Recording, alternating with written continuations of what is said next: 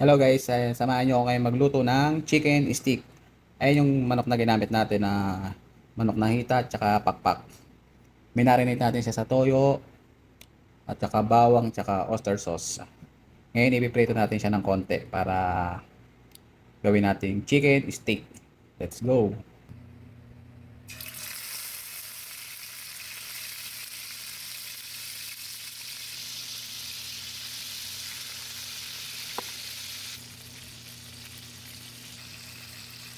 Ayan guys, ang prito na natin.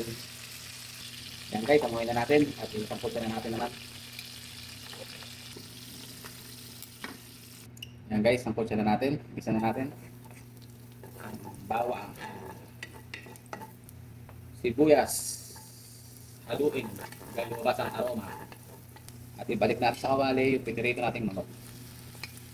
Yan, put na natin.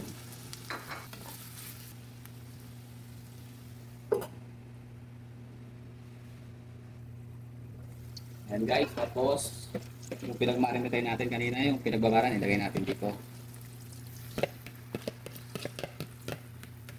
Lagyan natin black paper. Lagyan natin ng magic sarap. Sa inyo, gano'ng karami. Lagyan natin ng konti suka.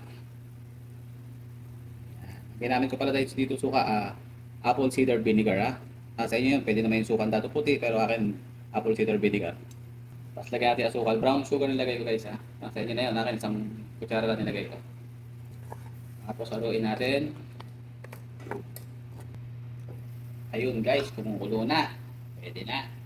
Lagyan na natin ngayon yung mga sibuyas sa ibabaw. Ginamit ko sibuyas ito, white onion.